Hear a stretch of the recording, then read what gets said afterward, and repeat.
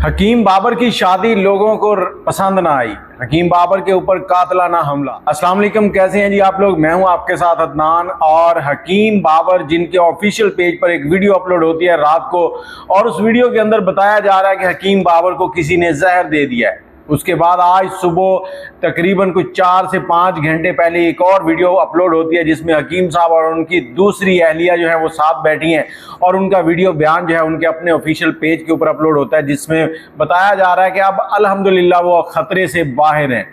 अब ये सारी प्लानिंग क्या हुई, कैसे हुई, पहले थोड़ी सी आप हकीम बाबर की जुबानी सुन लें, फिर इस पर बात करते हैं।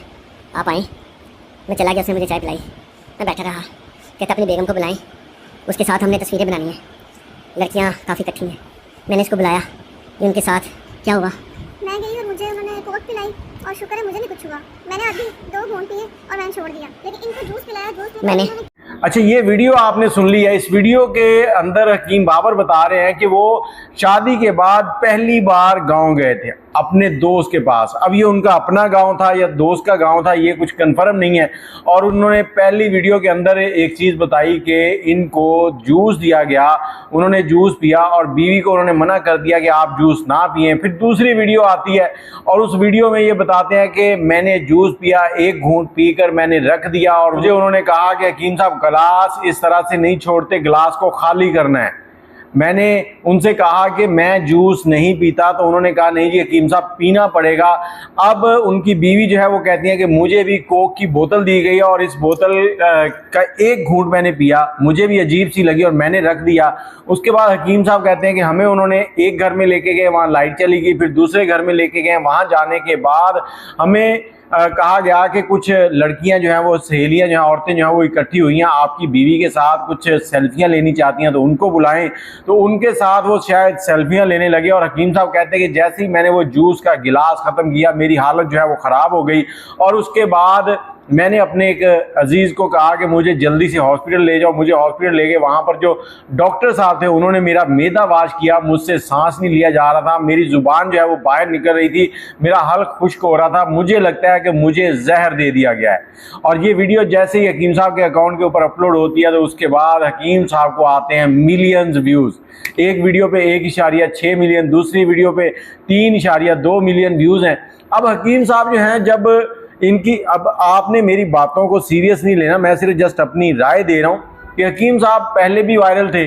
जब इनकी शादी हुई तो उसके बाद इन्होंने तरह तरह के स्टंट किए और स्टंट करने के बाद वायरल हो गए, और उसके बाद अब इनकी हाइप जो है वो कम हो गई थी। और बहुत से दोस्त कमेंटों में लिख रहे हैं कि हकीम साहब ये सिर्फ स्टंट खेल रहे हैं।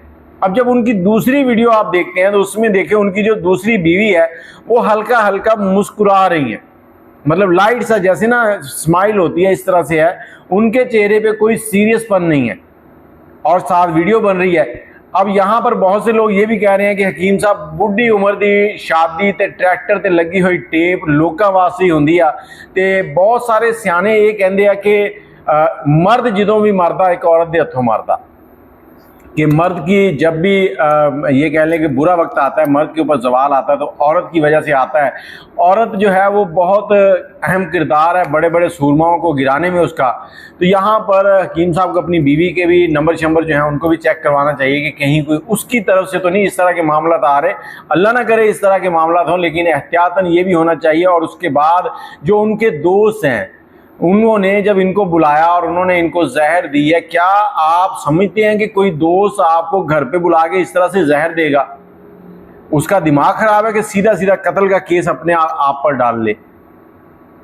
आप अपनी राय ज़रूर दें। और दूसरी बात ये कि मैं वज़ीर आला मरीम नवाज साहबा से ये कहना चाहता हूँ कि अगर वाकई ये केस इसी तरह से है तो इस पे इंक्वायरी की जाए। अगर हकीम साहब गलत है तो इनको पाबंद सलासल किया जाए, और अगर इनके दोस्त जिन्होंने इनको जहर देने की कोशिश की है तो वो गलत हैं, उन्होंने ये जुर्म किया है तो उनको जेल की सलाखों के पीछे ले जाया जाए, और जो भी जुर्मदार है उसको सज़ा दी जाए। लेकिन ये जितने भी सोशल मीडिया वाले हैं ये सब के सब कुछ दिनों के बाद मिलजुल कर एक हाइप क्रिएट करते हैं।